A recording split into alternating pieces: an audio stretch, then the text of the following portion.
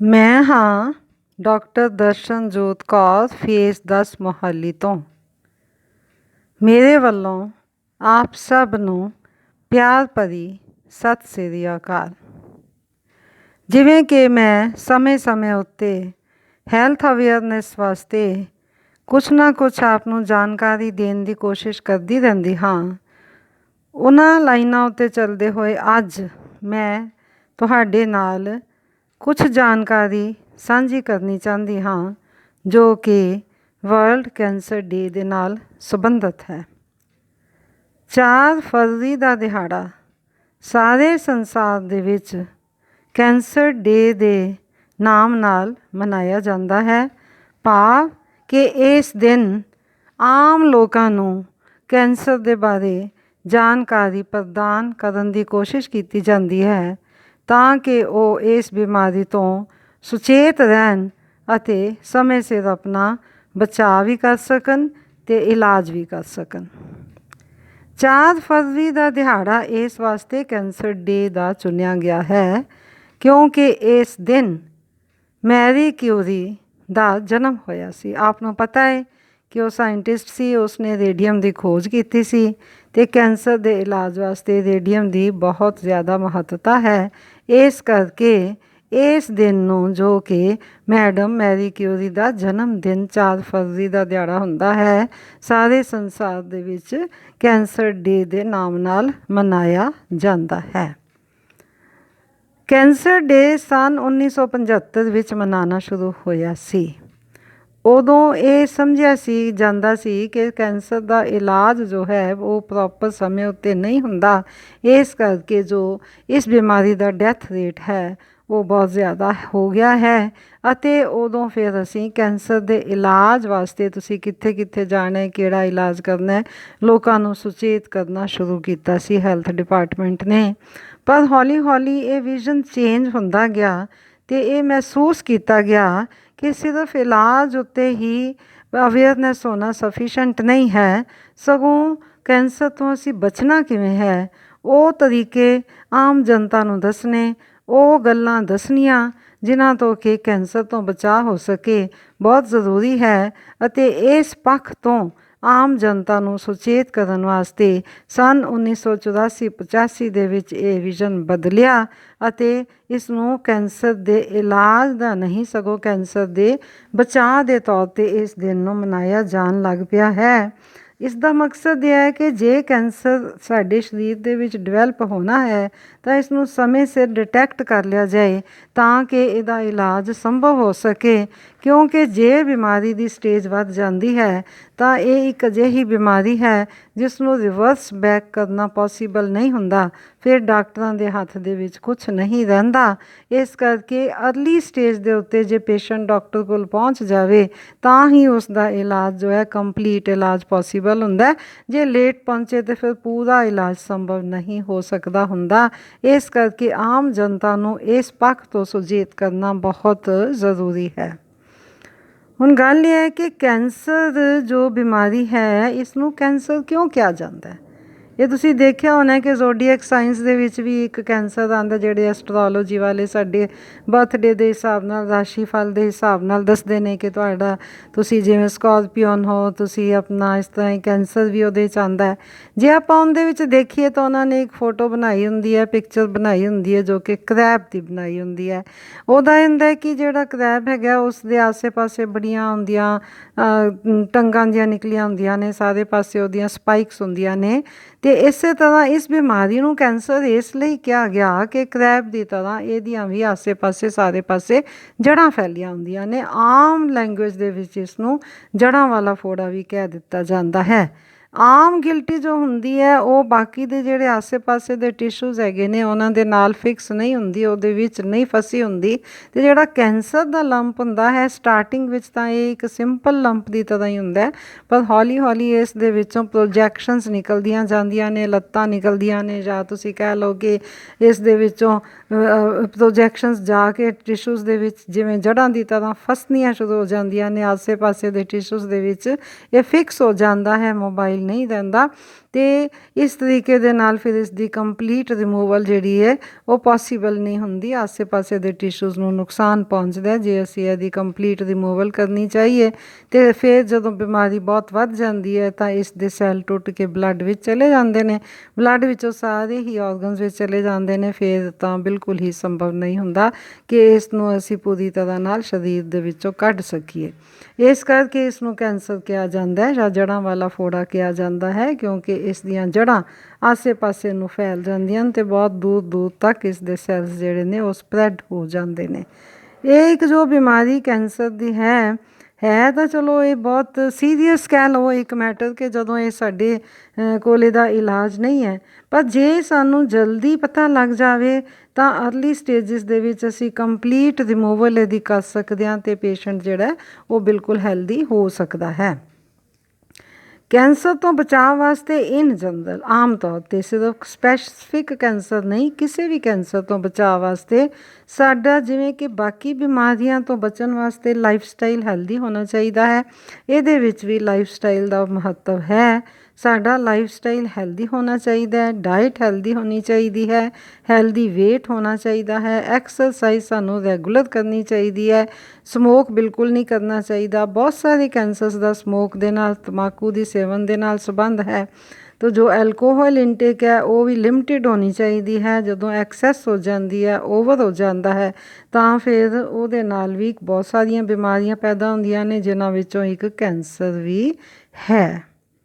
ਅਤੇ ਆਪਾਂ ਇਹ ਰਿਪੋਰਟਸ ਦੇ ਵਿੱਚੋਂ ਦੇਖਦੇ ਹਾਂ ਕਿ ਲਗਭਗ 8 ਮਿਲੀਅਨ ਲੋਕ ਜਿਹੜੇ ਨੇ ਕੈਂਸਰ ਦੇ ਨਾਲ ਹਰ ਸਾਲ ਉਹਨਾਂ ਦੀ ਡੈਥ ਹੁੰਦੀ ਹੈ, ਮਰ ਜਾਂਦੇ ਨੇ। ਅਤੇ ਉਹ ਕਿਉਂ ਮਰਦੇ ਨੇ? ਇੱਕ ਤਾਂ ਉਹ ਧਿਆਨ ਨਹੀਂ ਦਿੰਦੇ, ਦੂਜਾ ਇਹ ਹੁੰਦਾ ਕਿ ਉਹ ਆਪਣੀ ਲਾਈਫ ਸਟਾਈਲ ਨਹੀਂ ਠੀਕ ਰੱਖਦੇ, ਵੇਟ ਨੂੰ ਪ੍ਰੋਪਰ ਨਹੀਂ ਰੱਖਦੇ, ਨਾ ਹੀ ਡਾਕਟਰ ਕੋਲ ਜਾ ਕੇ ਰੈਗੂਲਰ ਸਕਰੀਨਿੰਗ ਕਰਾਉਂਦੇ ਨੇ, ਨਾ ਹੀ ਕੋਈ ਬਚਾਅ ਵਾਸਤੇ ਜੇ ਕੋਈ ਸਾਧਨ ਜਿਵੇਂ ਟੀਕੇ ਹੁੰਦੇ ਨੇ ਉਹ ਨਹੀਂ ਲਗਵਾਉਂਦੇ।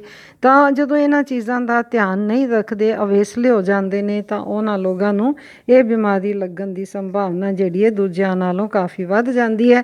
ਇਸ ਕਰਕੇ ਕੈਂਸਰ ਤੋਂ ਬਚਾਅ ਵਾਸਤੇ ਇਹ ਜ਼ਰੂਰੀ ਹੈ ਕਿ ਇਹਨਾਂ ਗੱਲਾਂ ਦਾ ਧਿਆਨ ਵੀ ਰੱਖਿਆ ਜਾਵੇ। ਆਮ ਤੌਰ 'ਤੇ ਸਭ ਲੋਕਾਂ ਦੇ ਮਨ ਵਿੱਚ ਇਹ ਹੁੰਦਾ ਕਿ ਇਹਨਾਂ ਚੀਜ਼ਾਂ ਦਾ, ਜਿਸ ਤਰ੍ਹਾਂ ਡਾਇਟ ਦਾ ਹੈ ਜਾਂ ਲਾਈਫ ਸਟਾਈਲ ਦਾ ਹੈ, ਕੈਂਸਰ ਦੇ ਨਾਲ ਕੋਈ ਸੰਬੰਧ ਨਹੀਂ, ਪਰ ਇਹ ਠੀਕ ਨਹੀਂ ਹੈ। ਲਾਈਫ ਸਟਾਈਲ, ਡਾਇਟ, ਐਕਸਰਸਾਈਜ਼ ਔਰ ਜੋ ਨਸ਼ਿਆਂ ਦਾ ਸੇਵਨ ਅਤੇ ਹੋਰ ਜੋ ਸਾਡੀਆਂ ਸਮੋਕਿੰਗ ਹੈ, ਇਹਨਾਂ ਚੀਜ਼ਾਂ ਦਾ ਸਾਰਿਆਂ ਦਾ ਕੈਂਸਰ ਦੇ ਡਿਵੈਲਪਮੈਂਟ ਦੇ ਵਿੱਚ ਹੱਥ ਹੈ। ਇਸ ਕਰਕੇ ਇਹਨਾਂ ਦਾ ਧਿਆਨ ਰੱਖਣਾ ਬਹੁਤ ਜ਼ਰੂਰੀ ਹੈ।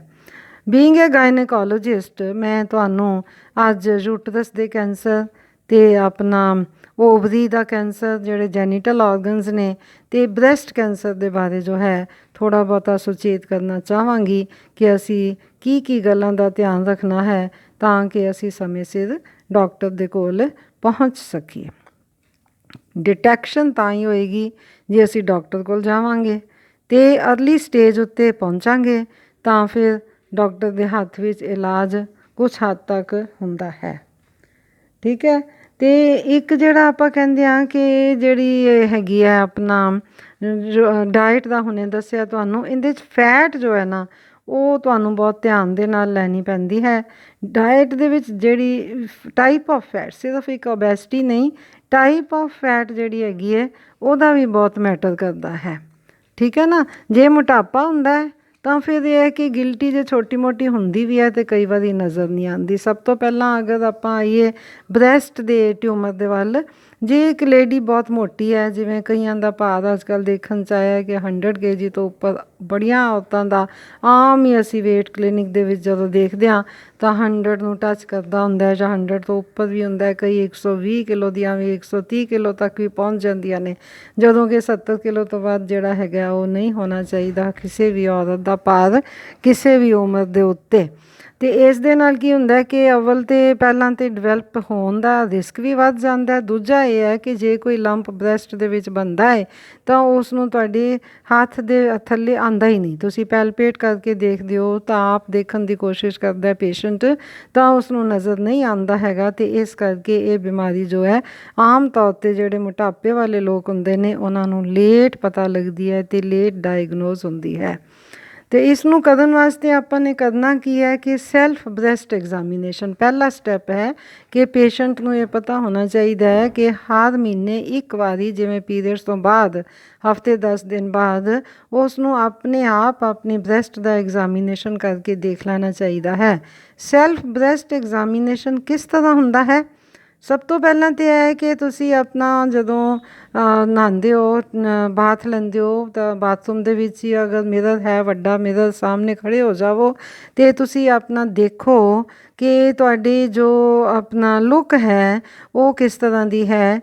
दोनों ब्रैस्ट का साइज़ जो है डिफरेंट तो नहीं हो रहा, एक दा साइज़ जे किसी जगह तो या ऑन द होल वध रहा होवे या एक जगह के उत्ते तुहानूं शक पैंदा कि इत्थों उभरिया होया है या कोई डिंपलिंग है कोई या स्किन की कोई पुकरिंग हुई है उत्तों तो या जो है उसकी डोडी या निप्पल जिसनों कहते हाँ वो अंदर नूं धसनी शुरू हो गई है या उसकी पोजीशन जिहड़ी है वो थोड़ी जी अपनी नॉर्मल पोजीशन तो हिल गई है या कोई ऐसा छोटा मोटा उत्थे अल्सर है जिहदे उत्ते लाली आई होवे ते एंग्री लुकिंग अल्सर होवे तां ये जिहड़ियां चीज़ां ने ये तुहानूं सतर्क कर देनियां चाहीदियां ने कि तुसीं इहदे चैकअप जरूर करवाओ कि अंदर इहदे नीचे कोई बीमारी तां नहीं छिपी हुई।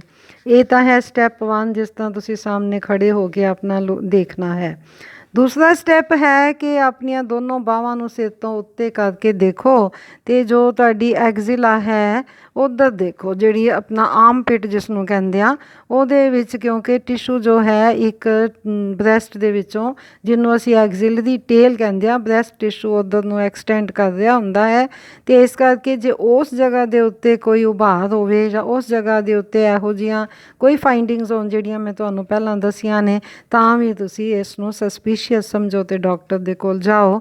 तीसरा है कि तुसी अपना ये तो हुण देखना सीगा हुण हथ लगा के देखना है कि हथ दे थल्ले पाम ऑफ द हैंड तुसी उपर रखनी है, फिंगर्स दे नाल पैलपेट नहीं करना। फिंगर्स दे विच कई बारी नॉर्मल ब्रैस्ट टिशू आ जाता है जिहड़ा कि सानू लंप की तरह ही लगन लग जाता है। पाम ऑफ द हैंड दे थल्ले जे तुहानू कोई चीज़ गोला कोई फिरदा नज़र आता है तो वो तुसी इमीजिएटली डॉक्टर कोल दिखाओ। दूजा फिर तुसी देखो कि निप्पल दे विचों कोई फ्लूइड या ब्लड या कुछ होर इस तरह कुछ निकलता नहीं रहा पस एनीथिंग जे कोई सस्पीशियस फ्लूइड निकलता है तो भी इमीजिएटली तुसी डॉक्टर कोल जाओ। इस तो बाद मेरा नैक्सट स्टैप है तुसी लेट जाओ। लेट के फिर तुसी दोबारा एक बारी पैलपेट करके देखो। कई बार खड़े हो के प्रॉपर पैलपेशन नहीं हुंदी प्रॉपर नहीं पता लगता तो फिर तुसी उन्होंने अच्छी तरह नाल देखो। पहला सर्कुलर मोशन दे नाल गुलाई दे विच हथ नूं घुमाओ फिर उपर तो थल्ले तक फिर साइड टू साइड फिर आर्म पिट उत्ते हथ लगाओ फिर बिहाइंड द निप्पल देखो भी किसी जगह ते कोई सख्त चीज़ या कोई लंप कुछ गिल्टी या कुछ तो नहीं फील हुंदा। जे फील हुंदा है तां तुसीं उसे वेले डॉक्टर कोल जाके दिखाओ। ਜਿਹੜੀਆਂ ਲੇਡੀਜ਼ ਦੇ ਪੇਰੈਂਟਸ ਵਿੱਚੋਂ ਮਦਰ ਨੂੰ ਨਾਨੀ ਨੂੰ ਜਾਂ ਭੈਣ ਕਿਸੇ ਨੂੰ ਜੈਨੇਟਿਕਲੀ ਜਿਹੜੇ ਤੁਹਾਡੇ ਰਿਲੇਟਿਡ ਹੁੰਦੇ ਨੇ ਉਹਨਾਂ ਵਿੱਚੋਂ ਕਿਸੇ ਨੂੰ ਕਾਰਸੀਨੋਮਾ ਬ੍ਰੈਸਟ ਜਾਂ ਬ੍ਰੈਸਟ ਦੀ ਗਿਲਟੀ ਕਦੇ ਤੁਹਾਨੂੰ ਪਤਾ ਹੋਵੇ ਕਿ ਹੋਈ ਹੈ ਤਾਂ ਫਿਰ ਤੁਸੀਂ ਜ਼ਿਆਦਾ ਸਤਰਕ ਰਹੋ ਤਾਂ ਕਿਉਂਕਿ ਇਹਦਾ ਜੈਨੇਟਿਕਸ ਨਾਲ ਵੀ ਸੰਬੰਧ ਹੈ, ਮੋਟਾਪੇ ਨਾਲ ਵੀ ਸੰਬੰਧ ਹੈ, ਜੀਨਸ ਨਾਲ ਵੀ ਸੰਬੰਧ ਹੈ। तो एक जो ये इंपॉर्टेंट चीज़ है कि एनवायरमेंटल फैक्टर्स जोड़े ने जिस तरह यूज़ ऑफ डीओड्रेंट्स अजकल कॉस्मैटिक्स दे विच जिवें पसीना आंदा है तो लड़कियां डीओड्रेंट यूज़ करदियां।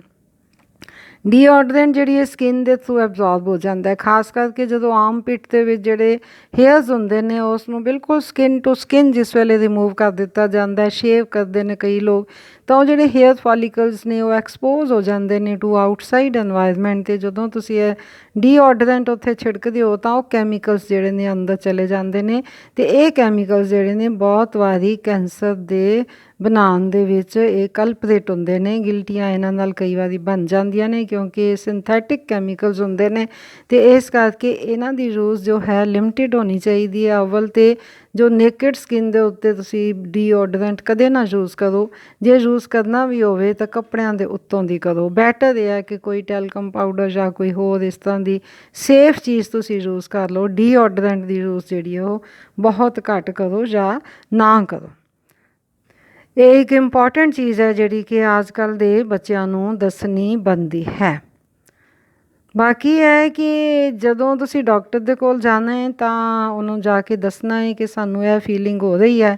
ਸਪੋਜ਼ਿੰਗ ਤੁਹਾਨੂੰ ਕੁਛ ਵੀ ਤਕਲੀਫ ਨਹੀਂ ਹੁੰਦੀ ਤਾਂ ਵੀ ਤੁਸੀਂ ਮਤਲਬ ਆਪਣਾ ਲਗਭਗ 40 ਕੁ ਸਾਲ ਦੀ ਉਮਰ ਤੋਂ ਬਾਅਦ ਹਰ 6 ਮਹੀਨੇ ਜਾਂ ਸਾਲ ਦੇ ਬਾਅਦ ਰੂਟੀਨ ਵਿੱਚ ਡਾਕਟਰ ਕੋਲ ਜਾ ਕੇ ਚੈੱਕਅਪ ਕਰਵਾ ਲਓ ਕਿ ਕਿਤੇ ਕੋਈ ਗਿਲਟੀ ਡਿਵੈਲਪ ਤਾਂ ਨਹੀਂ ਹੋ ਰਹੀ।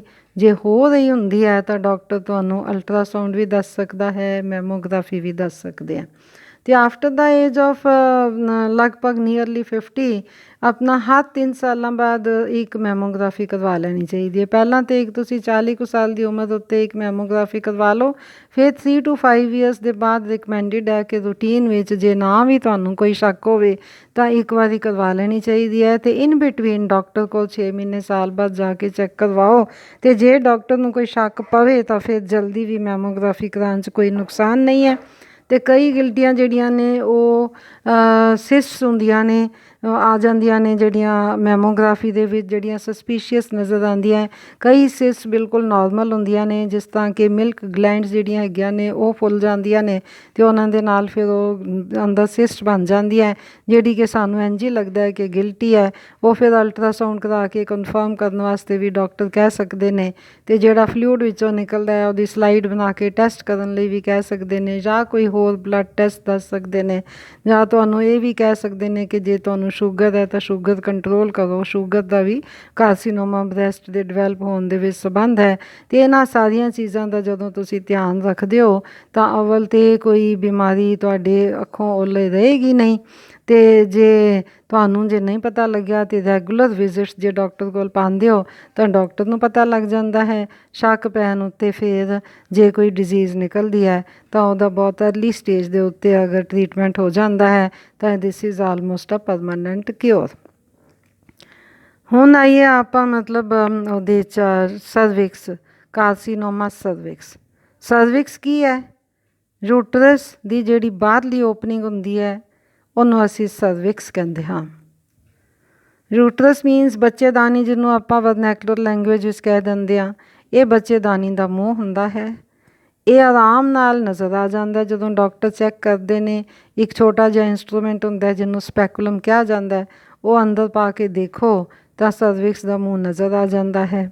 ਜੇ ਸਰਵਿਕਸ ਦਾ ਮੂੰਹ ਬਿਲਕੁਲ ਹੈਲਦੀ ਹੈ, ਕੋਈ ਉਹਦੇ ਵਿੱਚ ਜ਼ਖਮ ਨਹੀਂ ਹੈ, ਤਾਂ ਵੀ 35 ਸਾਲ ਦੀ ਉਮਰ ਤੋਂ ਬਾਅਦ ਇੱਕ ਟੈਸਟ ਹੁੰਦਾ ਪੈਪ ਟੈਸਟ ਜਾਂ ਪੈਪੀਨੋਕਲੋ ਸਮੀਅਰ ਸਲਾਈਡ ਉੱਤੇ ਬਣਾਇਆ ਜਾਂਦਾ, ਜਿਹੜਾ ਅੰਦਰ ਲੇਸਲਾ ਪਦਾਰਥ ਹੁੰਦਾ ਹੈ ਸਾਡੇ ਸਰੀਰ ਦੇ ਵਿੱਚ ਸਰਵਿਕਸ ਦੇ ਮੂੰਹ ਦੇ ਉੱਤੇ। ਉਸ ਨੂੰ ਇੱਕ ਬਰਸ਼ ਦੇ ਨਾਲ ਇੱਕ ਸਲਾਈਡ ਦੇ ਉੱਤੇ ਜਾਂ ਲਿਕੁਇਡ ਦੇ ਵਿੱਚ ਪਾ ਕੇ ਟੈਸਟ ਕਰ ਲਿਆ ਜਾਂਦਾ ਹੈ। ਰੈਗੂਲਰ ਟੈਸਟ ਇਹ ਸਾਲ 2 ਸਾਲ ਬਾਅਦ ਕਰਾ ਲੈਣਾ ਚਾਹੀਦਾ, ਭਾਵੇਂ ਹੈਲਦੀ ਹੋਵੋ ਤਾਂ ਵੀ। After the age of 35 years regular screening 1 ਸਾਲ ਵਿੱਚ ਇੱਕ ਵਾਰੀ ਹੋ ਜਾਵੇ ਤਾਂ ਬਹੁਤ ਚੰਗਾ ਹੈ। ਇਸ ਦੇ ਨਾਲ ਜਿਹੜਾ ਪੈਪਸਮੀਅਰ ਟੈਸਟ ਆਪਾਂ ਕਰਦੇ ਹਾਂ, ਜੇ ਕੋਈ ਅਬਨੋਰਮਲ ਸੈੱਲ ਉਹਦੇ ਉੱਤੇ ਨਜ਼ਰ ਆ ਜਾਂਦੇ ਨੇ ਤਾਂ ਉਹ ਬਾਅਦ ਵਿੱਚ ਜੇ ਇਹ ਟਿਪੀਕਲ ਸੈੱਲਸ ਹੈਗੇ ਨੇ, ਜੇ ਉਹਨਾਂ ਦਾ ਇਲਾਜ ਆਪਾਂ ਟਾਈਮਲੀ ਕਰ ਲਵਾਂਗੇ ਤਾਂ ਫਿਰ ਅੱਗੋਂ ਉਹ ਕੈਂਸਰ ਵਿੱਚ ਨਹੀਂ ਬਦਲਦੇ। ਇਹ ਟਿਪੀਕਲ ਸੈੱਲ ਲਗਭਗ ਕਈ ਸਾਲਾਂ ਬਾਅਦ, ਲਗਭਗ 8 ਤੋਂ 10 ਸਾਲ ਪਹਿਲਾਂ ਵੀ ਕਈ ਕੇਸਿਸ ਵਿੱਚ ਆਉਣੇ ਸ਼ੁਰੂ ਹੋ ਜਾਂਦੇ ਨੇ। ਡਿਵੈਲਪ ਕੈਂਸਰ ਜਦੋਂ ਨਹੀਂ ਹੋਇਆ ਹੁੰਦਾ ਤਾਂ ਵੀ ਪਤਾ ਲੱਗ ਜਾਂਦਾ ਹੈ ਅਤੇ ਅਸੀਂ ਸਤਰਕ ਹੋ ਜਾਂਦੇ ਹਾਂ। ਇਸ ਕਰਕੇ ਇਸ ਦਾ ਚੈੱਕਅਪ ਕਰਾਉਣਾ ਵੀ ਸਰਵਿਕਸ ਦਾ ਡਾਕਟਰ ਕੋਲ ਜਾ ਕੇ ਮਿਸਾਲ 'ਚ ਇੱਕ ਵਾਰੀ ਬਹੁਤ ਜ਼ਰੂਰੀ ਹੈ, ਅਤੇ ਪੈਪਸਮੀਅਰ ਵੀ ਬਣਵਾਉਣਾ ਬਹੁਤ ਜ਼ਰੂਰੀ ਹੈ ਤਾਂ ਕਿ ਸਹੀ ਬਿਲਕੁਲ ਸਾਨੂੰ ਤਸੱਲੀ ਰਹੇ ਕਿ ਸਾਡੇ ਅੰਦਰ ਕੋਈ ਜੋ ਏਟੀਪੀਕਲ ਸੈੱਲਸ ਨੇ ਉਹ ਨਹੀਂ ਬਣ ਰਹੇ। ਇੱਕ ਤਾਂ ਇਹ ਸਲਾਈਡ ਬਣਾਉਂਦੇ ਆ, ਦੂਜਾ ਇਹ ਹੁੰਦਾ ਹੈ ਕਿ ਜੇਕਰ ਆਪਣਾ ਉਹ ਕਲਚਰ ਕਰ ਲਿਆ ਜਾਏ ਉਸੇ ਫਲੂਇਡ ਦਾ। HPV ਇੱਕ ਵਾਇਰਸ ਹੁੰਦੀ ਹੈ, ਹਿਊਮਨ ਪੈਪੀਲੋਮਾ ਵਾਇਰਸ। ਇਹ ਇੱਕ ਸਿੰਪਲ ਵਾਇਰਸ ਹੀ ਹੈ, ਕੁਝ ਵੀ ਨਹੀਂ। ਪਰ ਇਹ ਵਾਇਰਸ ਦੀ ਇਨਫੈਕਸ਼ਨ ਜਿਸ ਵੇਲੇ ਜਦੋਂ ਯੂਟਰਸ ਦੇ ਵਿੱਚ ਜਾਂ ਸਰਵਿਕਸ ਵਿੱਚ ਹੋ ਜਾਂਦੀ ਹੈ ਤਾਂ ਇੱਕ ਹਾਈ ਰਿਸਕ ਵਾਇਰਸ ਹੈ ਕਿ ਬਾਕੀ ਦੀਆਂ ਵਾਇਰਸਿਸ ਦੇ ਨਾਲੋਂ ਇਹ ਵਾਇਰਸ ਜਿਹੜੀ ਹੈ ਇਹ ਖਤਰਨਾਕ ਜ਼ਿਆਦਾ ਹੈ, ਕਿਉਂਕਿ ਇਸ ਵਾਇਰਸ ਦੇ ਹੁੰਦਿਆਂ ਕੈਂਸਰ ਦਾ ਖਤਰਾ ਬਾਕੀ ਵਾਇਰਸਿਸ ਦੀ ਇਨਫੈਕਸ਼ਨ ਦੇ ਨਾਲੋਂ, ਬਾਕੀ ਵਾਇਰਸਿਸ ਨਾਲ ਤਾਂ ਨਹੀਂ ਹੁੰਦਾ, ਇਹਦੇ ਨਾਲ ਹੀ ਰਿਸਕ ਹੁੰਦਾ ਹੈ ਕਿ ਇਹਦੇ ਨਾਲ ਸੈਲੂਲਰ ਚੇਂਜਿਸ ਸ਼ੁਰੂ ਹੋ ਜਾਂਦੀਆਂ ਨੇ ਜਿਹੜੀਆਂ ਅੰਤ ਵਿੱਚ ਜਾ ਕੇ ਏਟੀਪੀਕਲ ਹੋ ਜਾਣਗੀਆਂ ਜਾਂ ਫਿਰ ਕੈਂਸਰ ਦੇ ਵਿੱਚ ਡਿਵੈਲਪ ਹੋ ਸਕਦੀਆਂ ਨੇ। ਇਸ ਕਰਕੇ HPV ਕਲਚਰ ਵੀ ਕਰਵਾ ਲੈਣਾ ਚਾਹੀਦਾ ਹੈ। ਜੇ HPV ਕਲਚਰ ਦੇ ਵਿੱਚ ਹਾਈ ਰਿਸਕ ਵਾਇਰਸ ਕੋਈ ਆਉਂਦੀ ਹੈ 16 ਜਾਂ 18 ਜਾਂ ਕੁਛ ਹੋਰ ਹੈ ਤਾਂ ਡਾਕਟਰ ਤੁਹਾਨੂੰ ਉਹਦੇ ਹਿਸਾਬ ਨਾਲ ਗਾਈਡ ਕਰਨਗੇ। ਜੇ ਸਰਵਿਕਸ ਬਿਲਕੁਲ ਹੈਲਦੀ ਹੈ ਅਤੇ ਹੋਰ ਫੈਕਟਰ ਜਿਵੇਂ ਤੁਹਾਡੇ ਜੈਨੇਟਿਕ ਫੈਕਟਰ ਨੇ, ਪੇਰੈਂਟਸ ਦੇ, ਮਦਰਸ ਦੇ ਵਿੱਚ, ਨਾਨੀ ਵਿੱਚ, ਭੈਣ ਵਿੱਚ ਕਦੇ ਇਹ ਬਿਮਾਰੀ ਪਹਿਲਾਂ ਆਈ ਹੋਵੇ ਤਾਂ ਫਿਰ ਉਸ ਦੀ ਕਲਪੋਸਕੋਪੀ ਕਰਕੇ ਜੇ ਕੋਈ ਉੱਥੇ ਸਸਪੀਸ਼ੀਅਸ ਏਰੀਆ ਨਜ਼ਰ ਆਵੇ ਤਾਂ ਉੱਥੋਂ ਸਰਵਾਈਕਲ ਬਾਇਓਪਸੀ ਜੋ ਹੈ ਉਹ ਵੀ ਲੈਣੀ ਜ਼ਰੂਰੀ ਹੋ ਜਾਂਦੀ ਹੈ। ਆਮ ਤੌਰ 'ਤੇ ਦੇਖਿਆ ਗਿਆ ਹੈ ਕਿ ਇਸ ਬਿਮਾਰੀ ਦੇ 70% ਪੇਸ਼ੈਂਟ ਜਿਹੜੇ ਨੇ ਐਡਵਾਂਸਡ ਸਟੇਜ ਵਿੱਚ ਡਾਕਟਰ ਕੋਲ ਪਹੁੰਚਦੇ ਨੇ, ਜਿਸ ਕਰਕੇ ਡਾਕਟਰ ਦੇ ਹੱਥ ਵਿੱਚ ਬਹੁਤਾ ਕੁਛ ਨਹੀਂ ਰਹਿੰਦਾ। ਅਤੇ ਜੇ ਇੱਕ ਲੇਡੀ ਸਤਰਕ ਹੋ ਜਾਂਦੀ ਹੈ ਅਤੇ ਇਹਨਾਂ ਚੀਜ਼ਾਂ ਦਾ ਧਿਆਨ ਰੱਖਦੀ ਹੈ ਕਿ ਉਹਨੇ ਚੈੱਕਅਪ ਕਰਵਾਉਣਾ ਹੈ ਜਲਦੀ, ਅਤੇ ਇਹ ਟੈਸਟ ਵੀ ਹਰ ਸਾਲ ਕਰਵਾਉਂਦੇ ਰਹਿਣਾ ਹੈ, ਤਾਂ ਫਿਰ ਉਹਦੀ ਬਿਮਾਰੀ ਜੋ ਹੈ ਜਲਦੀ ਪਕੜ ਵਿੱਚ ਆ ਜਾਂਦੀ ਹੈ।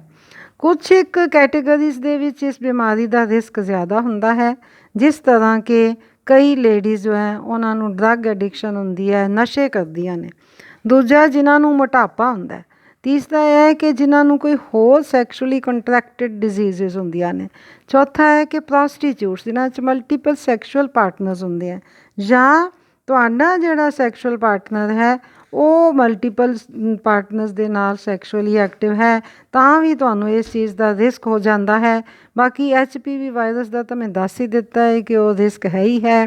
ਇੱਕ HIV ਵਾਇਰਸ ਹੁੰਦੀ ਹੈ ਜਿਹੜੀ ਕਿ ਏਡਜ਼ ਦੀ ਬਿਮਾਰੀ ਕਰਦੀ ਹੈ, ਹਿਊਮਨ ਇਮਿਊਨੋ ਡੈਫੀਸ਼ੈਂਸੀ ਵਾਇਰਸ, ਭਾਵ ਕਿ ਜੇ ਇਸ ਵਾਇਰਸ ਦੀ ਇਨਫੈਕਸ਼ਨ ਤੁਹਾਡੇ ਬਾਡੀ ਦੇ ਵਿੱਚ ਹੈ ਤਾਂ ਤੁਹਾਡੀ ਇਮਿਊਨਿਟੀ ਅਗੇਂਸਟ ਆਲ ਦਾ ਡਿਜ਼ੀਜ਼ਜ਼ ਡਿਕਰੀਜ਼ ਹੋ ਜਾਂਦੀ ਹੈ, ਇਨਕਲੂਡਿੰਗ ਕੈਂਸਰ। ਅਤੇ ਇਸ ਕਰਕੇ ਜਿਹਨੂੰ HIV ਹੈ ਉਹ ਵੀ ਹਾਈ ਰਿਸਕ ਕੈਟੇਗਰੀ ਹੈ, ਉਸ ਨੂੰ ਵੀ ਡਾਕਟਰ ਕੋਲ ਜਾ ਕੇ ਦਿਖਾਉਣਾ ਸਮੇਂ ਸਮੇਂ ਉੱਤੇ ਬਹੁਤ ਮਹੱਤਵਪੂਰਨ ਹੈ।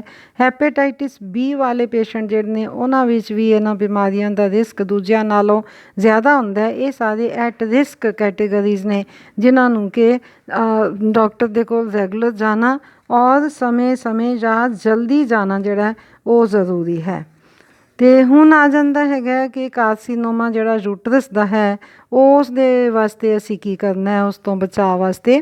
ਕਾਰਸੀਨੋਮਾ ਯੂਟਰਸ ਜੋ ਹੈ ਆਮ ਤੌਰ 'ਤੇ ਕਾਰਸੀਨੋਮਾ ਸਰਵਿਕਸ ਦਾ ਜਿਸ ਤਰ੍ਹਾਂ ਹੈਗਾ ਕੈਂਸਰ ਸਰਵਿਕਸ ਦਾ 35 ਸਾਲ ਤੋਂ ਬਾਅਦ 65 ਸਾਲ ਦੀ ਉਮਰ ਤੱਕ ਜ਼ਿਆਦਾ ਰਿਸਕ ਹੁੰਦਾ, ਅਤੇ ਯੂਟਰਸ ਦੇ ਕੈਂਸਰ ਦਾ ਜਿਹੜਾ ਹੈ ਲਗਭਗ ਪੋਸਟ ਮੀਨੋਪੌਜ਼ਲ ਏਜ ਜਾਂ ਪੈਰੀ ਮੀਨੋਪੌਜ਼ਲ 47-50 ਦੇ ਨੇੜੇ ਜਾ ਕੇ ਇਸ ਦਾ ਜਿਹੜਾ ਰਿਸਕ ਹੈਗਾ ਉਹ ਜ਼ਿਆਦਾ ਹੁੰਦਾ, ਭਾਵੇਂ ਕਿਸੇ ਵੀ ਉਮਰ ਵਿੱਚ ਕੁਛ ਵੀ ਹੋ ਸਕਦਾ ਹੈ।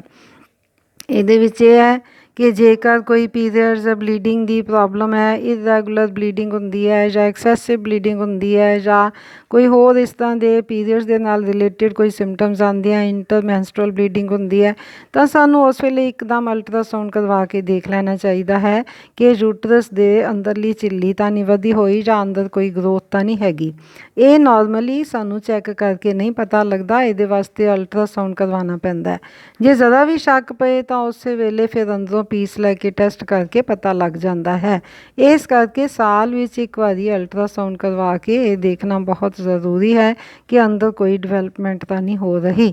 ਇਸੇ ਤਰ੍ਹਾਂ ਜੇ ਆਪਾਂ ਆਈਏ ਹੁਣ ਕਾਰਸੀਨੋਮਾ ਓਵਰੀ ਜਾਂ ਬੀਜ ਕੋਸ਼ ਦੇ ਕੈਂਸਰ ਨੂੰ ਡਿਟੈਕਟ ਕਰਨ ਵੱਲ, ਤਾਂ ਇਹ ਇੱਕ ਬਹੁਤ ਮਹੱਤਵਪੂਰਨ ਯਾਦ ਰੱਖਣ ਵਾਲੀ ਗੱਲ ਹੈ ਕਿ ਓਵਰੀ ਦਾ ਜੋ ਕੈਂਸਰ ਹੈ ਇਹ ਸਾਇਲੈਂਟ ਹੁੰਦਾ, ਇਹਦੇ ਵਿੱਚ ਸਿੰਪਟਮਸ ਨਹੀਂ ਆਉਂਦੇ, ਅਤੇ ਅਸੀਂ ਲੇਟ ਸਟੇਜ 'ਤੇ ਹੀ ਪਹੁੰਚਦੇ ਹਾਂ ਡਾਕਟਰ ਕੋਲ, ਕਿਉਂਕਿ ਕੋਈ ਸਿੰਪਟਮ ਜਦੋਂ ਨਹੀਂ ਹੁੰਦਾ ਤਾਂ ਸਾਡੀ ਇਹ ਟੈਂਡੈਂਸੀ ਹੁੰਦੀ ਕਿ ਅਸੀਂ ਡਾਕਟਰ ਕੋਲ ਜਾਂਦੇ ਨਹੀਂ, ਚੈੱਕਅਪ ਕਰਵਾਉਂਦੇ ਨਹੀਂ, ਅਤੇ ਇਹਦੇ ਵਿੱਚ ਕੋਈ ਸਿੰਪਟਮ ਜਲਦੀ ਆਉਂਦਾ ਹੀ ਨਹੀਂ। ਜਦੋਂ ਇਹ ਬਹੁਤ ਐਡਵਾਂਸ ਸਟੇਜ ਉੱਤੇ ਪਹੁੰਚ ਚੁੱਕੀ ਹੁੰਦੀ ਹੈ ਉਸ ਵੇਲੇ ਸਾਨੂੰ ਕੋਈ ਸਿੰਪਟਮਸ ਆਉਂਦੇ ਨੇ, ਉਹ ਵੀ ਬੜੇ ਮਾਈਲਡ ਜਿਹੇ ਸਿੰਪਟਮਸ ਹੁੰਦੇ ਨੇ, ਜਿਸ ਤਰ੍ਹਾਂ ਇੰਡਾਈਜੈਸ਼ਨ ਦਾ ਹੋ ਗਿਆ, ਇਰੈਗੂਲਰ ਬਾਵਲ ਹੈਬਿਟ ਹੋ ਗਈ, ਕਦੇ ਕਬਜ਼ੀ ਕਦੇ ਲੂਜ਼ ਮੋਸ਼ਨਸ। ਅਸੀਂ ਉਹਨੂੰ ਪੇਟ ਦੇ ਨਾਲ ਹੀ ਰਿਲੇਟ ਕਰਕੇ ਅਤੇ ਪੇਟ ਦੀ ਇਲਾਜ ਕਰਦੇ ਰਹਿ ਜਾਂਦੇ ਹਾਂ, ਜਦੋਂ ਕਿ ਅੰਦਰ ਓਵਰੀ ਦੇ ਵਿੱਚ ਟਿਊਮਰ ਡਿਵੈਲਪ ਹੋ ਰਿਹਾ ਹੁੰਦਾ ਹੈ ਜੋ ਓਵਰਲੁੱਕ ਹੋ ਜਾਂਦਾ ਹੈ। ਇਸ ਨੂੰ ਜਲਦੀ ਪਤਾ ਕਰਨ ਵਾਸਤੇ ਸਾਡੇ ਕੋਲ ਹੋਰ ਕੋਈ ਸਾਧਨ ਨਹੀਂ ਹੈ, ਅਲਟਰਾਸਾਊਂਡ ਰੈਗੂਲਰ ਕਰਵਾਉਣਾ ਚਾਹੀਦਾ ਹੈ। ਜੇ ਅਲਟਰਾਸਾਊਂਡ ਦੇ ਵਿੱਚ ਓਵਰੀ ਦੇ ਵਿੱਚ ਕੋਈ ਸਿਸਟ ਆਉਂਦੀ ਹੈ ਜਾਂ ਟਿਊਮਰ ਆਉਂਦਾ ਤਾਂ ਬਲੱਡ ਦਾ ਇੱਕ ਟੈਸਟ ਹੁੰਦਾ, ਸਿੰਪਲ ਜਿਹਾ ਟੈਸਟ ਹੈ, ਬਲੱਡ ਦਾ ਸੈਂਪਲ ਲੈ ਲਓ, ਸਵੇਰੇ ਸੈਂਪਲ ਦਿਓ ਅਤੇ ਸ਼ਾਮ ਤੱਕ ਰਿਪੋਰਟ ਮਿਲ ਜਾਂਦੀ ਹੈ। ਉਹ ਜੋ ਟੈਸਟ ਹੈਗਾ ਉਹਨੂੰ ਕਹਿੰਦੇ ਆ CA 125। ਪਰ ਇਹ ਤੁਸੀਂ ਇੱਕ ਤੁਹਾਡੇ ਲੈਵਲ 'ਤੇ ਤਾਂ ਸਿਰਫ ਇੱਕੋ ਹੀ ਗੱਲ ਹੈ ਕਿ ਤੁਸੀਂ ਸਮੇਂ ਸਮੇਂ 'ਤੇ ਸਾਲ ਬਾਅਦ ਜਾਓ ਡਾਕਟਰ ਕੋਲ, ਜਾ ਕੇ ਅਲਟਰਾਸਾਊਂਡ ਲਿਖਵਾਓ ਅਤੇ ਅਲਟਰਾਸਾਊਂਡ ਜਿਹੜਾ ਹਰ ਸਾਲ ਤੁਸੀਂ ਕਰਵਾਓ, ਤਾਂ ਕਿ ਜੇ ਕੋਈ ਸਿਸਟ ਡਿਵੈਲਪ ਹੋ ਰਹੀ ਹੈ ਜਾਂ ਕੁਛ ਡਿਵੈਲਪਮੈਂਟ ਹੋ ਰਹੀ ਹੈ ਅਤੇ ਤੁਹਾਨੂੰ ਪਤਾ ਲੱਗ ਜਾਵੇ। ਸਮੇਂ ਸਿਰ ਪਤਾ ਲੱਗਣ ਨਾਲ ਸਮੇਂ ਸਿਰ ਇਲਾਜ ਹੋ ਜਾਂਦਾ ਹੈ। ਹੁਣ ਅੱਜ ਕੱਲ੍ਹ ਜੋ ਤੁਸੀਂ ਆਮ ਸੁਣਿਆ ਹੈ ਕਿ ਕੈਂਸਰ ਦੇ ਟੀਕੇ ਬੱਚੀਆਂ ਨੂੰ ਲਗਾਉਂਦੇ ਹਾਂ ਆਪਾਂ, ਕੈਂਸਰ ਯੂਟਰਸ ਦੇ ਕੈਂਸਰ ਤੋਂ ਬਚਾਅ ਵਾਸਤੇ, ਉਹ ਐਕਚੁਅਲੀ ਯੂਟਰਸ ਦੇ ਕੈਂਸਰ ਨਹੀਂ ਹੁੰਦਾ। ਜਨਰਲ ਲੇਮਨ ਟਰਮ ਅਸੀਂ ਯੂਟਰਸ ਦਾ ਕੈਂਸਰ ਕਹਿ ਦਿੰਦੇ ਹਾਂ। ਉਹ ਸਰਵਿਕਸ ਦੇ ਕੈਂਸਰ ਤੋਂ ਬਚਾਅ ਵਾਸਤੇ ਟੀਕੇ ਆਉਂਦੇ ਹੈਗੇ ਨੇ। ਇਹ ਟੀਕੇ ਜਿਹੜੇ ਨੇ ਇਹ ਬੱਚੀਆਂ ਨੂੰ 9 ਸਾਲ ਦੀ ਉਮਰ ਤੋਂ ਲੈ ਕੇ 19 ਸਾਲ ਦੀ ਉਮਰ ਤੱਕ, ਮਤਲਬ 19 ਤੋਂ ਪਹਿਲਾਂ ਪਹਿਲਾਂ ਜਿੰਨੀ ਜਲਦੀ ਲਗਵਾ ਦੋਗੇ ਠੀਕ ਹੈ, ਨਹੀਂ ਤਾਂ 19 ਸਾਲ ਤੋਂ, ਜਾਂ ਇਹਦੇ ਬਿਹਾਈਂਡ ਇਹ ਰੀਜ਼ਨ ਹੈ before they become sexually active, before they are expose to infections, ਤਾਂ ਉਸ ਤੋਂ ਪਹਿਲਾਂ ਉਹਨਾਂ ਨੂੰ ਤੁਸੀਂ ਵੈਕਸੀਨੇਸ਼ਨ ਕਰ ਦਿਓ। ਇਹ ਜੋ ਵੈਕਸੀਨੇਸ਼ਨ ਹੈ ਇਹ 3 ਟੀਕੇ ਲੱਗਦੇ ਨੇ। ਪਹਿਲਾ ਟੀਕਾ ਲੱਗਦਾ ਹੈ, ਫਿਰ ਉਸ ਤੋਂ ਬਾਅਦ 2 ਮਹੀਨੇ ਬਾਅਦ, ਫਿਰ ਦੂਜੇ ਤੋਂ 4 ਮਹੀਨੇ ਬਾਅਦ ਤੀਜਾ ਟੀਕਾ ਲਗਾਇਆ ਜਾਂਦਾ ਹੈ। ਇਸ ਦੇ ਨਾਲ ਬੱਚੀ ਨੂੰ ਪ੍ਰੋਟੈਕਸ਼ਨ ਰਹਿੰਦੀ ਹੈ ਕਾਰਸੀਨੋਮਾ ਸਰਵਿਕਸ ਤੋਂ। ਅਤੇ ਇਹ ਮਤਲਬ ਪ੍ਰੋਟੈਕਸ਼ਨ ਜੋ ਹੈ ਕਾਫੀ ਲੰਬੇ ਸਮੇਂ ਤੱਕ ਲੈਂਦੀ ਹੈ, ਪਰ ਇਹ 100% ਪ੍ਰੋਟੈਕਸ਼ਨ ਨਹੀਂ ਹੁੰਦੀ। ਜੇ ਇੰਜੈਕਸ਼ਨ ਲੱਗੇ ਵੀ ਹੋਏ ਨੇ, ਇਮਿਊਨਾਈਜੇਸ਼ਨ ਹੋਈ ਵੀ ਹੈ, ਤਾਂ ਵੀ ਰੂਟੀਨ ਪੈਪ ਸਮੀਅਰ ਅਤੇ ਡਾਕਟਰ ਕੋਲ ਜਾ ਕੇ ਚੈੱਕ ਕਰਾਉਣਾ ਬਹੁਤ ਜ਼ਰੂਰੀ ਹੈ। ਅਤੇ ਕਾਰਸੀਨੋਮਾ ਸਰਵਿਕਸ ਦੇ ਜਿਹੜੇ ਸਿੰਪਟਮਸ ਨੇ, ਵਾਰਨਿੰਗ ਸਿੰਪਟਮਸ ਹੁੰਦੇ ਹੈ, ਪੋਸਟ ਕੋਇਟਲ ਸਪੋਟਿੰਗ, ਭਾਵ ਸੰਭੋਗ ਤੋਂ ਬਾਅਦ ਸਪੋਟ ਲੱਗਣਾ, ਜਾਂ ਇਨ ਬਿਟਵੀਨ ਵਿੱਚ ਦੀ ਦਾਗ ਲੱਗਣਾ ਪੀਰੀਅਡਸ ਤੋਂ ਇਲਾਵਾ, ਇਹੋ ਜਿਹੇ ਸਿੰਪਟਮਸ ਜਿਹੜੇ ਨੇ ਇਹ ਸਾਨੂੰ ਸਤਰਕ ਕਰ ਦੇਣੇ ਚਾਹੀਦੇ ਨੇ। ਪਰ ਜੇ ਕੋਈ ਲੱਛਣ ਨਾ ਵੀ ਹੋਏ ਤਾਂ ਵੀ ਤੁਹਾਨੂੰ ਡਾਕਟਰ ਕੋਲ ਜਾ ਕੇ ਚੈੱਕਅਪ ਕਰਵਾ ਕੇ ਪੈਪ ਸਮੀਅਰ ਕਰਵਾਉਣਾ ਚਾਹੀਦਾ ਹੈ। ਅਤੇ ਜੇ ਆਪਾਂ ਸ਼ਾਰਟ ਦੇ ਵਿੱਚ ਕਹੀਏ ਤਾਂ ਇੱਕ ਲੇਡੀ ਨੂੰ ਹਰ ਸਾਲ ਘੱਟ ਤੋਂ ਘੱਟ ਸਾਲ ਬਾਅਦ ਡਾਕਟਰ ਕੋਲ ਜਾ ਕੇ ਰੂਟੀਨ ਚੈੱਕਅਪ ਬ੍ਰੈਸਟ ਦਾ ਕਰਵਾਉਣਾ ਚਾਹੀਦਾ, ਜੇ ਲੋੜ ਹੋਵੇ ਤਾਂ ਮੈਮੋਗ੍ਰਾਫੀ, ਅਤੇ ਯੂਟਰਸ ਦਾ ਚੈੱਕਅਪ ਕਰਵਾਉਣਾ ਚਾਹੀਦਾ। ਅਤੇ ਲੋੜ ਹੋਵੇ ਡਾਕਟਰ ਕਹੇ ਤਾਂ ਅਲਟਰਾਸਾਊਂਡ ਵੈਸੇ ਪ੍ਰੈਫਰੇਬਲੀ ਹਰ ਸਾਲ ਹੋ ਹੀ ਜਾਣਾ ਚਾਹੀਦਾ ਹੈ, ਕਿਉਂਕਿ ਓਵਰੀਜ਼ ਦਾ ਕਈ ਵਾਰੀ ਚੈੱਕ ਕਰਕੇ ਨਹੀਂ ਪਤਾ ਲੱਗਦਾ। ਪੈਪ ਸਮੀਅਰ ਹਰ ਸਾਲ ਕਰਵਾਉਣਾ ਚਾਹੀਦਾ ਹੈ। HPV DNA ਕਲਚਰ ਵੀ ਕਰਵਾ ਲੈਣਾ ਚਾਹੀਦਾ ਹੈ। ਅਤੇ ਜੇ ਇੱਕ ਵਾਰੀ ਪਹਿਲਾਂ ਕੁਛ ਨਿਕਲਿਆ ਹੈ ਤਾਂ ਹੋਰ ਫਰੀਕੁਐਂਟਲੀ ਚੈੱਕਅਪ ਕਰਾਉਣੀ ਹੈ। ਜੇ ਕੋਈ ਲੰਪ ਹੈ, ਛਾਤੀ ਦੇ ਵਿੱਚ ਕੋਈ ਲੰਪ ਫੀਲ ਹੁੰਦਾ ਹੈ, ਤਾਂ ਤੁਸੀਂ ਡਾਕਟਰ ਨੂੰ ਇੱਕ ਵਾਰੀ ਦਿਖਾਇਆ ਅਤੇ ਉਹ ਰਿਮੂਵ ਕਰਵਾ ਦਿਓ। ਰਿਮੂਵ ਕਰਵਾ ਕੇ ਉਸ ਦਾ ਪਤਾ ਲੱਗ ਜਾਂਦਾ ਸਿੰਪਲ ਸੀ ਕਿ ਨਹੀਂ FNAC ਕਰਵਾਉਣੀ। ਇਹ ਸਾਰਾ ਤੁਹਾਨੂੰ ਡਾਕਟਰ ਦੱਸਣਗੇ ਕਿ ਕੀ ਪ੍ਰੋਪਰ ਹੈ, ਕੀ ਕਰਨਾ ਹੈ, ਕੀ ਨਹੀਂ ਕਰਨਾ। ਅਤੇ ਜੇ ਅਸੀਂ ਇਹਨਾਂ ਸਾਰੀਆਂ ਗੱਲਾਂ ਦਾ ਧਿਆਨ ਰੱਖਾਂਗੇ ਤਾਂ ਅਸੀਂ ਆਪਣੀ ਸਿਹਤ ਨੂੰ ਠੀਕ ਰੱਖ ਸਕਦੇ ਹਾਂ ਅਤੇ ਆਉਣ ਵਾਲੀਆਂ ਭਿਅੰਕਰ ਬਿਮਾਰੀਆਂ ਤੋਂ ਅਸੀਂ ਬਚ ਸਕਦੇ ਹਾਂ। ਇਹ ਇੱਕ ਯਾਦ ਰੱਖਣ ਵਾਲੀ ਗੱਲ ਹੈ ਕਿ ਭਾਰਤ ਦੀਆਂ ਔਰਤਾਂ ਜੋ ਹਨ ਇਹ ਆਪਣੇ ਆਪ ਨੂੰ ਬਹੁਤ ਇਗਨੋਰ ਕਰਦੀਆਂ ਨੇ। ਜਦੋਂ ਸਿੰਪਟਮਸ ਆਉਂਦੇ ਨੇ, ਜਦੋਂ ਲੱਛਣ ਆਉਂਦੇ ਨੇ, ਸਿਰਫ ਉਦੋਂ ਹੀ ਇਹ ਡਾਕਟਰ ਕੋਲ ਜਾਂਦੀਆਂ ਨੇ। ਅੱਗੇ ਪਿੱਛੇ ਜਦੋਂ ਇਹ ਬਿਲਕੁਲ ਠੀਕ ਹੁੰਦੀਆਂ ਨੇ ਤਾਂ ਆਪਣਾ ਪ੍ਰੋਪਰ ਚੈੱਕਅਪ, ਸਾਰੇ ਟੈਸਟ ਕਰਾਉਣੇ, ਜਿਹਨੂੰ ਕੰਪਲੀਟ ਹੈਲਥ ਚੈੱਕਅਪ ਕਹਿੰਦੇ ਆ, ਉਹ ਕੁਛ ਨਹੀਂ ਕਰਾਉਂਦੀਆਂ। ਆਪਣੀ ਸਿਹਤ ਦਾ ਧਿਆਨ ਨਹੀਂ ਰੱਖਦੀਆਂ, ਪਰਿਵਾਰ ਦਾ ਧਿਆਨ ਰੱਖਦੀਆਂ ਨੇ, ਬੱਚਿਆਂ ਦਾ ਧਿਆਨ ਰੱਖਦੀਆਂ ਨੇ। ਬੱਚਿਆਂ ਦੀ ਖੁਰਾਕ ਦਾ ਬਹੁਤ ਧਿਆਨ ਰੱਖਣਗੀਆਂ, ਪਰ ਆਪਣੀ ਖੁਰਾਕ ਦਾ ਉਹਨਾਂ ਨੂੰ ਕੋਈ ਧਿਆਨ ਨਹੀਂ ਹੁੰਦਾ। ਉਹ ਇਹ ਭੁੱਲ ਜਾਂਦੀਆਂ ਨੇ ਕਿ ਜੇ ਉਹਨਾਂ ਦੀ ਸਿਹਤ ਠੀਕ ਨਹੀਂ ਤਾਂ ਸਾਰੇ ਪਰਿਵਾਰ ਦੀ ਸਿਹਤ ਹੀ ਸਮਝੋ ਖਰਾਬ ਹੋ ਗਈ ਹੈ, ਕਿਉਂਕਿ ਔਰਤ ਹੀ ਪਰਿਵਾਰ ਦਾ ਧੁਰਾ ਹੁੰਦੀ ਹੈ। ਉਸੇ ਨੇ ਸਾਰਿਆਂ ਦਾ ਧਿਆਨ ਰੱਖਣਾ, ਅਤੇ ਜੋ ਆਪ ਹੀ ਹੈਲਦੀ ਨਹੀਂ ਤਾਂ ਪਰਿਵਾਰ ਨੂੰ ਹੈਲਦੀ ਕਿਵੇਂ ਰੱਖੇਗੀ। ਇਸ ਕਰਕੇ ਇੱਕ ਔਰਤ ਨੂੰ ਸੁਚੇਤ ਹੋਣਾ ਬਾਕੀ ਸਾਰਿਆਂ ਨਾਲੋਂ ਵਧੇਰੇ ਜ਼ਰੂਰੀ ਹੈ। ਜੇ ਔਰਤ ਸੁਚੇਤ ਹੈ ਤਾਂ ਆਪ ਹੈਲਦੀ ਰਹੇਗੀ, ਉਹਦੀ ਫੈਮਿਲੀ ਹੈਲਦੀ ਰਹੇਗੀ। ਜੇ ਹਰ ਫੈਮਿਲੀ ਹੈਲਦੀ ਹੋਏਗੀ ਤਾਂ ਸਮਾਜ ਹੈਲਦੀ ਹੋਏਗਾ। ਜੇ ਸਮਾਜ ਹੈਲਦੀ ਹੈ ਤਾਂ ਦੇਸ਼ ਹੈਲਦੀ ਹੋਏਗਾ। ਇਸ ਕਰਕੇ ਸਿਹਤਮੰਦ ਸਮਾਜ ਸਿਰਜਣ ਵਾਸਤੇ ਸਿਹਤਮੰਦ ਔਰਤ ਦਾ ਹੋਣਾ ਜ਼ਰੂਰੀ ਹੈ, ਅਤੇ ਇਸ ਲਈ ਔਰਤ ਨੂੰ ਸੁਚੇਤ ਕਰਨਾ ਬਹੁਤ ਜ਼ਰੂਰੀ ਹੈ। ਅਤੇ ਅੱਜ ਮੈਂ ਤੁਹਾਨੂੰ ਕੈਂਸਰ ਦੇ ਬਾਰੇ ਸੁਚੇਤ ਕਰਨ ਦੇ ਕੁਛ ਨੁਕਤੇ ਦੱਸੇ ਨੇ, ਅਤੇ ਜੇ ਤੁਸੀਂ ਇਹਨਾਂ ਨੁਕਤਿਆਂ ਵੱਲ ਧਿਆਨ ਦਿਓਗੇ ਤਾਂ ਆਉਣ ਵਾਲੀਆਂ ਬਹੁਤ ਸਾਰੀਆਂ ਸਮੱਸਿਆਵਾਂ ਤੋਂ ਤੁਹਾਡਾ ਬਚਾਅ ਹੋ ਜਾਵੇਗਾ। ਮੈਂ ਆਸ ਕਰਦੀ ਹਾਂ ਕਿ ਜੋ ਮੈਂ ਵਿਚਾਰ ਆਪ ਨਾਲ ਸਾਂਝੇ ਕੀਤੇ ਨੇ ਉਹਨਾਂ ਦਾ ਆਪ ਨੂੰ ਕੁਛ ਨਾ ਕੁਛ ਜ਼ਰੂਰ ਫਾਇਦਾ ਹੋਏਗਾ। ਅੱਗੋਂ ਵੀ ਮੈਂ ਇਹੋ ਜਿਹੇ ਵਿਚਾਰ ਲੈ ਕੇ ਆਪ ਦੇ ਪਾਸ ਆਉਂਦੀ ਰਹਾਂਗੀ। ਧੰਨਵਾਦ।